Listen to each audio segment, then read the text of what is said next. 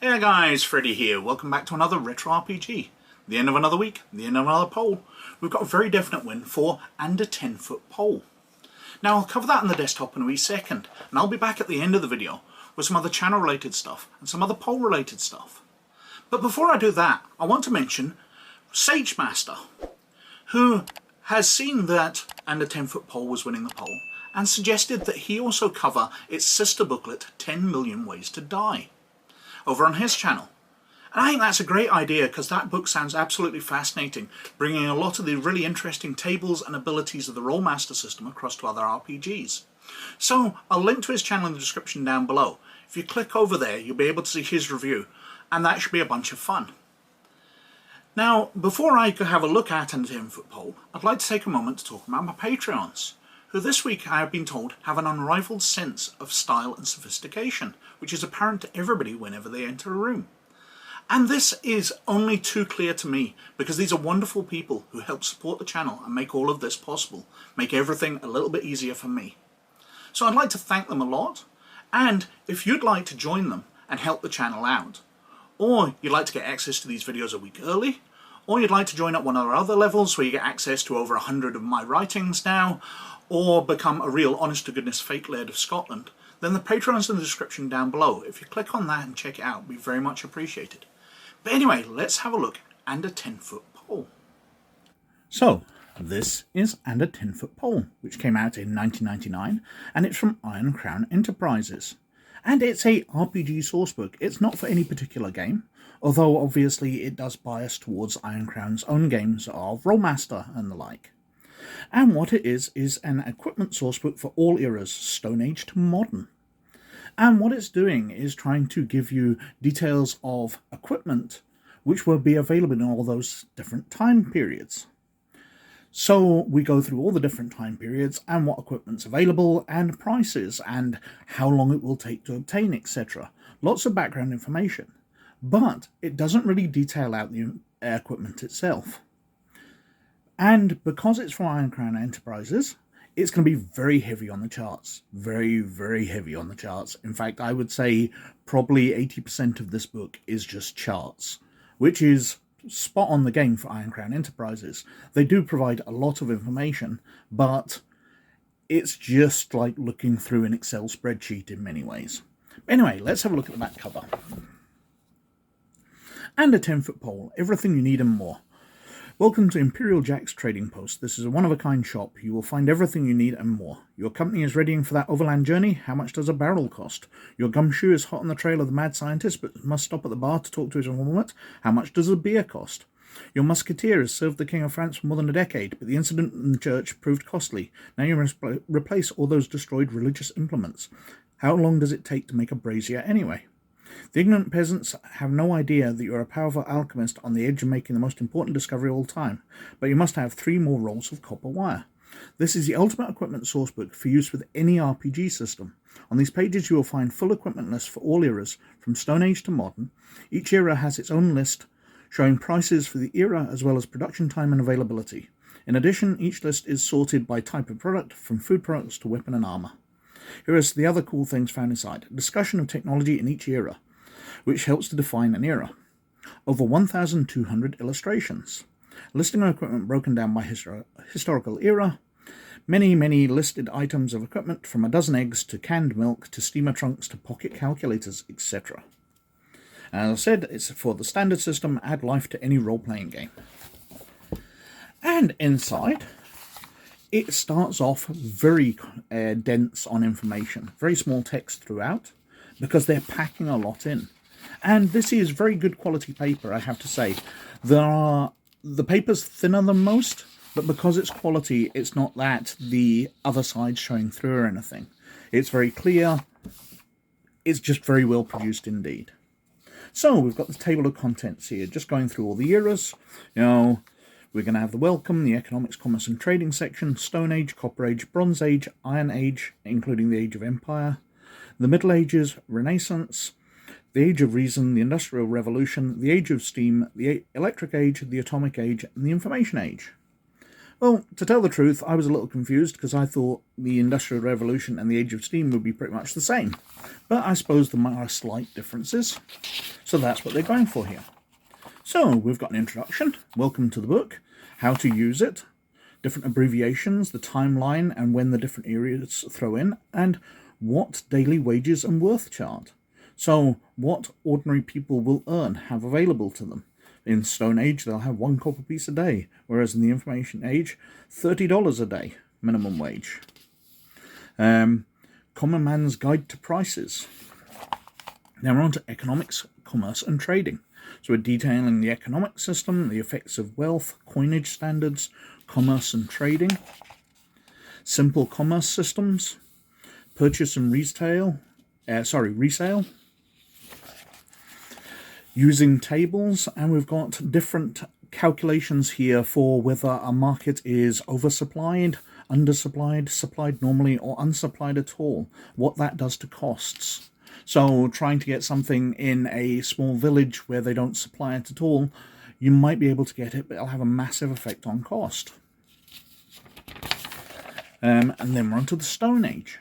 And these are extremely well detailed out. It's basically pointing out that cavemen or people who lived in the Stone Age were the same species as we are. Modern humans were among them. And they had roughly equivalent intelligence to us. Poorer diets, which would have had some effect, but they aren't just grunting, stupid animals. They're not the cavemen of old movies. They were intelligent, they just hadn't discovered a lot. And then we're straight on to Stone Age equipment. So we've got food items. Now they've only got cracked barley flour, they make flat breads, there's fish, dairy products, different types of food. Outdoor survival things, torches and backpacks, tents, lamps, hatchets, musical instruments, different pots available. Obviously not really metal ones, they were leather pots. So it's showing what's available. Different types of clothing, different types of medicine, very basic stuff, miscellaneous, different types of armor, and different typical weapons. Then we're on to the Copper Age, or Late Stone Age, and it details about what's available then. And we've got tables. Again, we're getting different types of flour, different types of bread as we've learned how to make new things. A larger variety of fruits and grains as we've opened up the world some more. Outdoor survival, and it's just adding more and more to it as we've gained mastery over metal, etc. Alchemy and clerical items, household items, cooking, eating, so pottery pots, different types of clothing, gloves, etc., dresses. While the back cover did say there was a lot of illustrations, this is what we're getting really. They're very small illustrations mainly. Typical weapons. Then we're on to the Bronze Age. Copper is soft, but easily worked once the secrets of annealing and smelting are learned. So we're getting access to more metals. Stronger stuff. Fantasy games like Rolemaster can be easily tailored to a Bronze Age setting. So it's giving you an idea. And again, we're extending out what fish have been found as we see fish out further into the sea. Different types of meat preparation, more breads, flours, etc. But there's not a lot been discovered between this and the previous age. But we've got tools and machines, transport we're starting to get, saddles, scriptoriums, different alchemy items, religious items. As you can see, we're getting more and more pages of stuff here. So getting up to like half a page of clothing already. Lodging and services, different types of medicine, armors getting up to a significant amount, weapons is getting up to a very large amount. And then we're on to the Iron Age. And once again, it details about this, including the Age of Empire, so the time of the Roman Empire, and what technology they would have had available. So we've got pages of yet more food. Instead of just a small section, we're now up to almost 2 pages. Including alcoholic beverages, outdoor survival equipment, tools and machines, containers, really starting to get more detailed and a much larger variety. Cooking and eating utensils, household items, clothing and cloth, now over a page of it, and medicine getting up to a fairly large section, thieves and spies equipment including lockpicks, and there it is, miscellaneous, a 10-foot pole, different armour, typical weapons. And then we're getting onto the Middle Ages, so a more typical level of technology for fantasy. And we've got lots of food items, lots of berries and vegetables, different types of alcohols, outdoor survival equipment. As you can see, these are starting to get quite major, where we had, 3 pages originally for the Stone Age. We are now up to a fairly large section where we're going through tools and machines, different animals you can buy, alchemy equipment, cooking and eating is getting a very large section. Cloth and clothing is now over a page. Lodging and services, medicine, thief and spy equipment. Weapons are way over a page. Armour's now coming up to 3/4 of a page. And then we're on to the Renaissance. So lots of information to be given about here, because the Renaissance is a less used time period. But it continues in its growth. So food is now almost 2 pages, 3 pages. Outdoor survival equipment, tools and machines, now up to 3 pages of that. Animals, alchemy, transport and tack, cooking and eating utensils, household, cloth and clothing, now definitely over 2 pages. Medicine, armour, typical weapons, now including things like firearms. So we've got arquebuses, matchlock rifles, pistols, etc. They're into the Age of Reason. And again it grows, so we now have an extremely long section of foods available. Containers, tools and machines, transport and tack, alchemy and science it's becoming. Cooking and eating utensils, now getting extremely large indeed. Household items from candelabras to curtains. Clothing now covering ruffs, stockings, bishop's mitres, belts, including threads and pins and needles. Lodging and services, different types of medicine now available. And we're coming up to armour, which again has got very short, because we're going past the age where armour is of much use, and the list of weapons has shrunk somewhat. Now we're on to the Industrial Revolution. Well, there's a lot of information about here, talking about how you can incorporate elves, dwarves, goblins, orcs into this sort of setting and make use of it.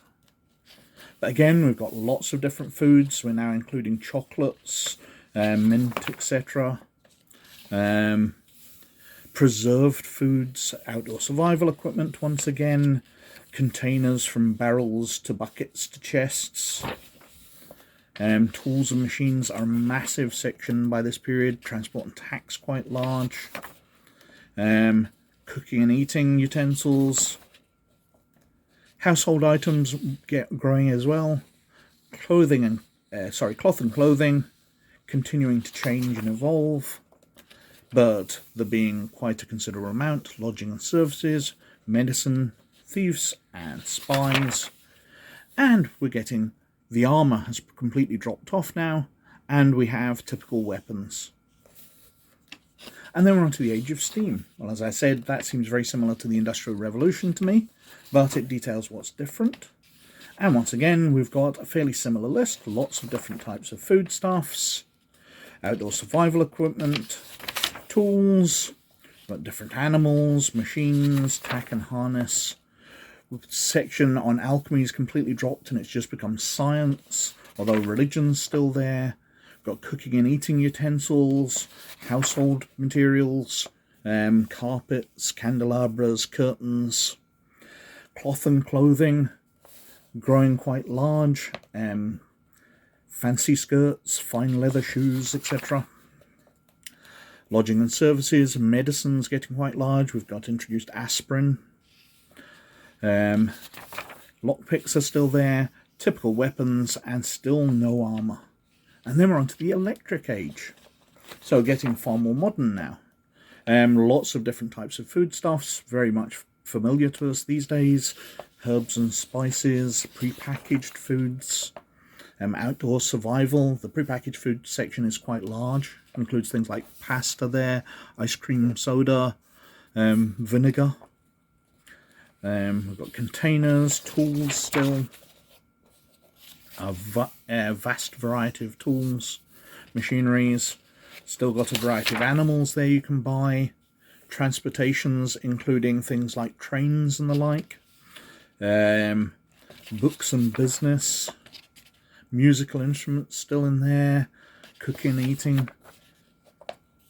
Household items. Cloth and clothing.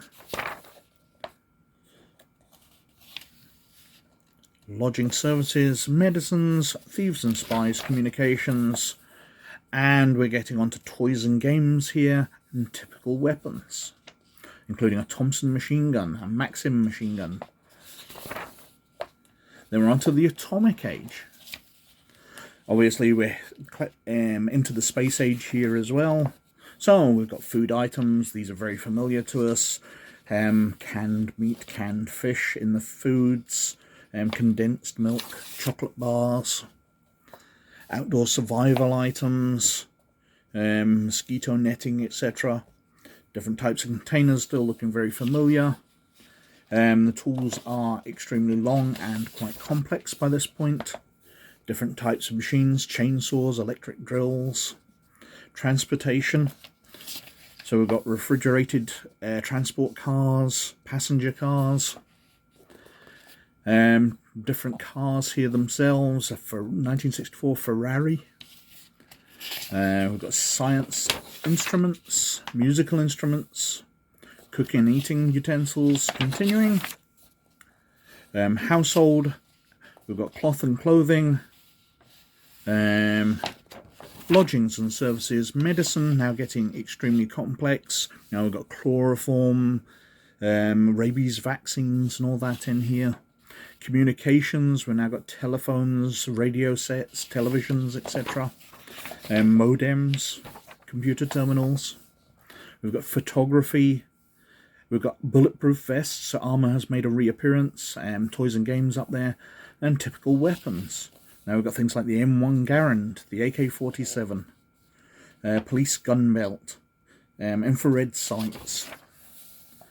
And finally we've got the information age. You ordered it from the back of a magazine, it was delivered to your house in a box. The Altair 8800 personal computer with its 256 bytes of memory was up and running. So we're getting to the late atomic age.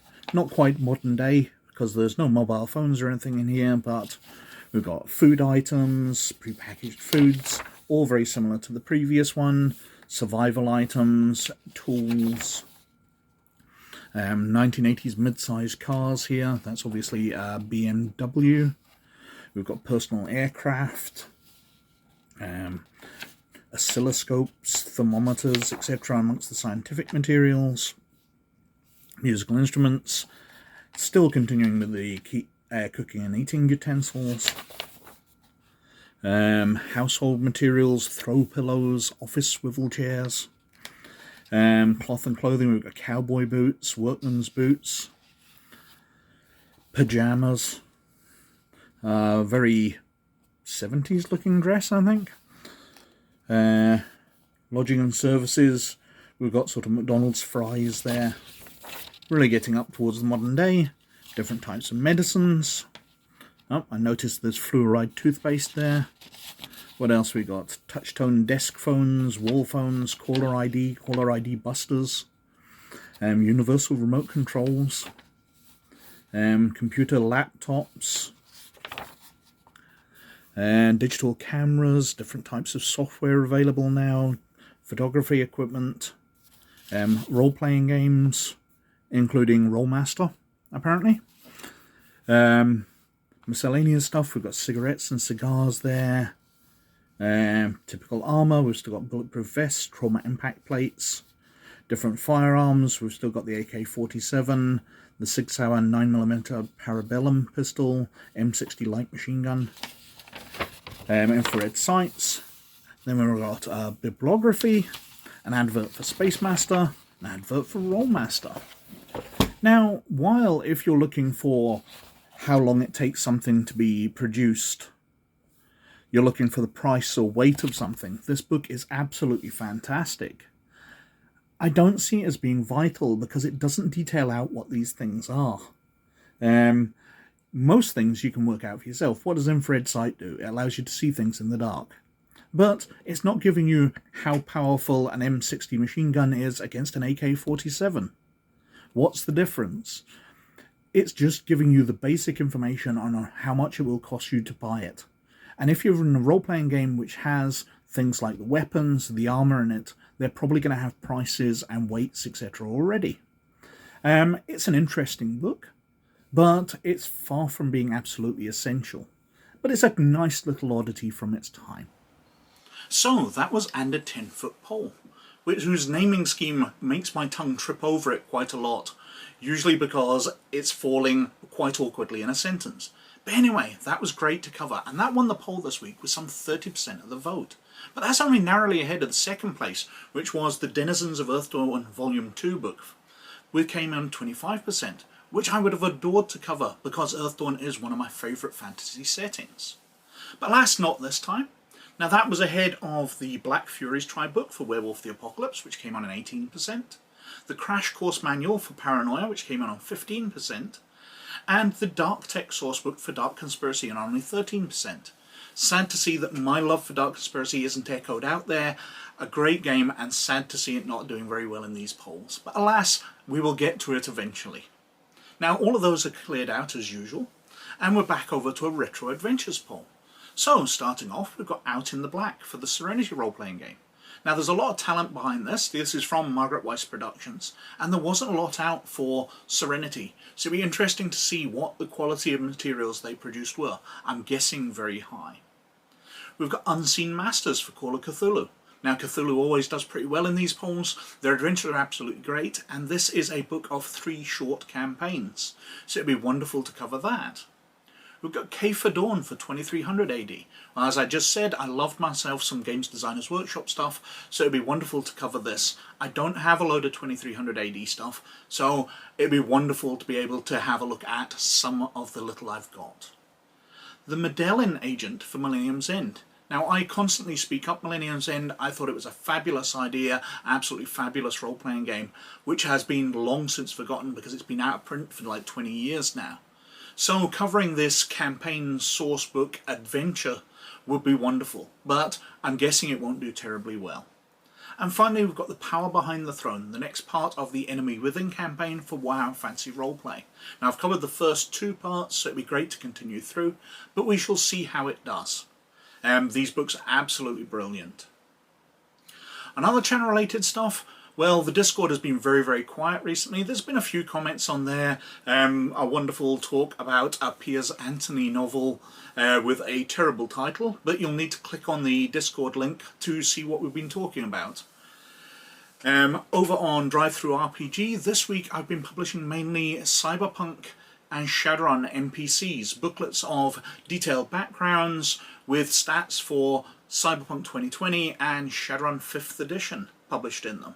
So they should be pretty useful to people, and as usual they're available to my Patreons. So if you're a patron of Librarian or Laird Status and you click on the link, you'll get access to them, along with over 100 other books that I've now put up on DriveThruRPG. They're all available to patrons of their statuses. And finally, over on RPG Gamer, well, I'm just finishing off the Young Jedi Adventures. I'm going to do some Darth Vader comics over the next week, and then we have the Ahsoka series to start reviewing and statting out. Although I might leave a few episodes to start, I might continue with a new batch of Young Jedi Adventures episodes which came out only a couple of weeks ago. We shall see how it works out, because I don't like to do characters too early, because they might have further abilities featured in later episodes. But we'll see how that series goes. And as usual, I think I've been wittering on for quite long enough. So thank you very much for watching as always. But most of all, you look after yourselves, and I'll catch you later. Bye now.